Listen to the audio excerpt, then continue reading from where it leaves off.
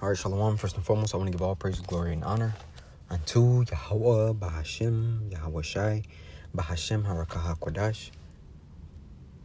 And double honors unto the apostles and elders of GMS Great Millstone, and a sincere Shalom to Yakim, bringing out this word in diligence and in truth. And as you see here, this is the end time headlines.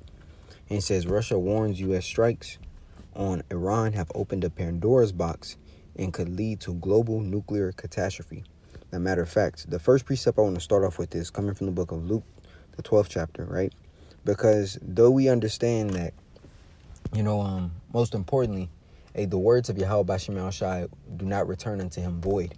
Meaning what? That not only are the plans according to his prophecies and the words that are written, but everything in this world is bound into prophecy, right? So I want to start off with this precept here in Luke 12 because it speaks about that fire being kindled. Because though, there's talks of peace going on in the Middle East right now between ceasefire deals and between Iran, Israel, and the U.S. and missiles aren't flying as much, even though we understand that the tension is still hot, right? The scripture says this. This is Luke 12. And I'm going to start here at 49. I am come to send fire on the earth. And what will I if it be already kindled? Understand that Yahweh Bashem El Shai is working their work, man. The Lord has things and chess pieces in certain spots for a domino effect to happen, man. Right? We understand that, most importantly, the MOTB still has to be made mandatory. We understand that the persecution of the prophets still has to happen, right? We understand that famine has to increase. We understand that civil race riots, civil unrest, the economy going to shit. All these different things have to still occur, right? So these are all parts of the prophecy. A nuke being shot upon Babylon can't happen yet due to the fact that the MOTB still has to be made mandatory, man. Esau still has to put his citizens under straits. Thus saith the scriptures. Because what? The hour of temptation has to come, right? So when the scripture says here, Luke 12:49, I am come to send fire on the earth. And what will I if it be already kindled? Yahweh Bashem El Shai is still working, man. He's still working. Trust that this does not mean that this is over. This is still the beginning. The Lord is going to increase the hells regardless. The Strait of Hormuz is now closed. Which what? It puts the American people in a bind because it supplies the world with 1/5 of petroleum or gas, man. That means the U.S. is going to be affected. It's a direct correlation. So the gas prices will go up, man. And that's going to affect what? Your average everyday worker. Which is going to also affect what? Your drivers, your semis coming into your food grocery stores, man. It affects public transit. It affects plane prices. It affects shipping prices, right? So the Lord is still creating tensions and he's still creating conflict between all of the madness that just happened, right? There's Habakkuk 2:2. It says, and Yahweh answered me and said, write the vision and make it plain upon tables, that he may run that readeth it. For the vision is yet for an appointed time, but at the end it shall speak and not lie. Though it tarry, wait for it, because it will surely come. It will not tarry. Right. The Most High is making sure that everything is lined up in its perfection. Because and we already can tell now, as the scripture says, he's shortening the days for the elect's sake. Hey, you can feel it, man.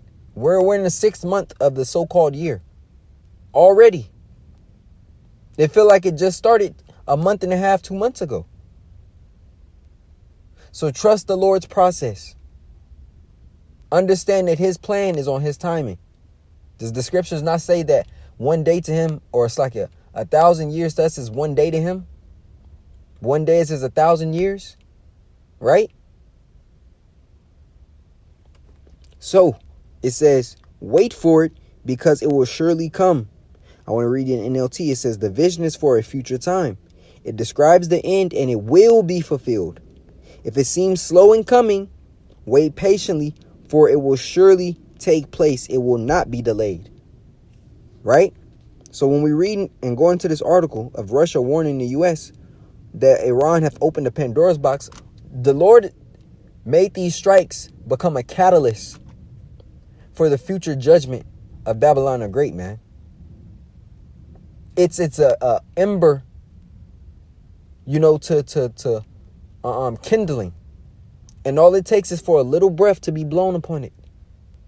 For the fire to increase and increase and increase, man, until it becomes overwhelming. The plagues are still going to hit this place hard, right? See, Jake, if anything, this is going to put Jake back into that docile mind state that everything is good, which is going to make their destruction even better, right?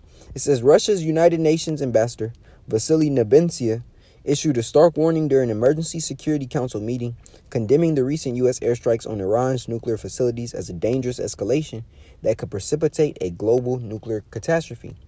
The strikes, part of Operation Midnight Hammer, targeted Iran's Fordow, Natanz, and Isfahan nuclear sites, drawing sharp criticism from Moscow, right, Russia, which accused the Trump administration of opening a Pandora's box with unpredictable and potentially devastating consequences.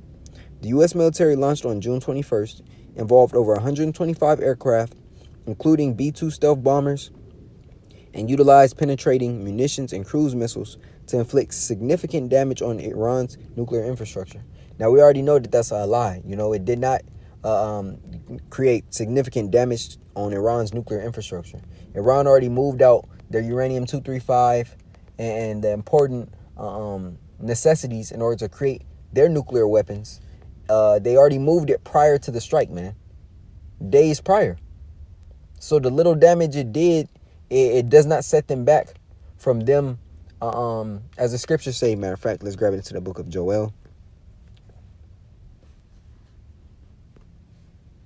It's coming from the book of Joel, the 3rd chapter.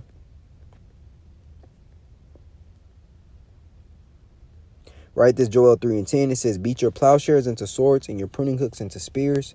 Let the weak say, I am strong. Right, so it didn't prevent Iran from still holding forth nuclear capability, man. Everybody has a gun now, so to speak. Everybody has weapons. Russia is supplying them with weapons. China is supplying them with weapons. You can't forget that the scriptures also talk about in the book of Ezekiel 38 that Russia is going to be a guard unto these smaller nations, man. Right? Though America is the hammer of the earth, hey, these places, as the scripture says, all ye that bend the bow shoot at her, spare no arrows. That still has to happen, right? So, to go back here, right? It says, the strike caused very significant damage, which we know is not true, at Fordow due to the vibration-sensitive nature of centrifuges, while additional buildings related to uranium conversion and storage tunnels were hit at Isfahan. At Natanz, the fuel enrichment plant was also targeted. Despite the extensive damage, Iran reported no increase in off-site radiation levels at the 3 sites. Trump administration defended the strikes as a necessary measure to dismantle Iran's nuclear enrichment capacity. And I believe they were at 60 to 70% uranium-235 enrichment. 90% is nuclear, right? And I believe I've done lessons on that on my channel, so you can check those out as well.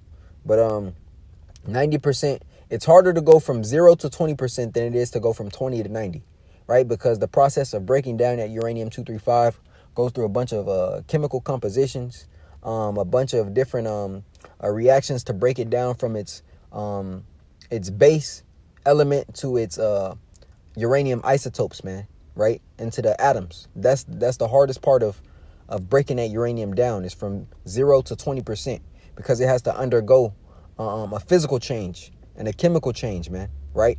But that's a whole different lesson. It says Iran's nuclear enrichment capacity and curb the nuclear threat posed by the world's foremost state sponsor of terror. Asserting it had, and I jumped down, asserting it had significantly set back Iran's nuclear ambitions. Of course, the U.S. actions, they labeled them irresponsible, dangerous, and provocative, and a violation of international law, given Iran's status as a sovereign UN member state, which is true. It did break international law, because it's supposed to go through Congress The fact that you shooting upon another country, that's supposed to go through levels of approval, right? But the U.S. does what it wants in terms of war because they're the bully still. But what are they going to do when the bully gets jumped? Because the scripture says that's going to happen, right? But let's go into another precept. This coming from the book of Mark 13:7. It says, "And when ye shall hear of wars and rumors of wars, be ye not troubled, for such things must needs be, but the end shall not be yet." Right? Because the Lord is still making moves happen, right? And prophecy still has to unfold before the judgment of Revelation 18 chapter comes to fruition, right? It says, "For nation shall rise against nation," and that's what we're seeing, "and kingdom against kingdom," same thing.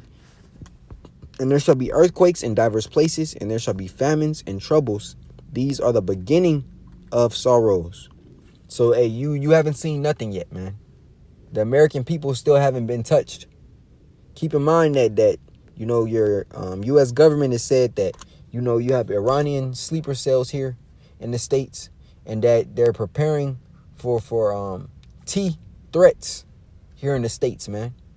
Allow one or two of them to go off in random big cities, and you know what? It's a lockdown in this place, right? It's then martial law immediately.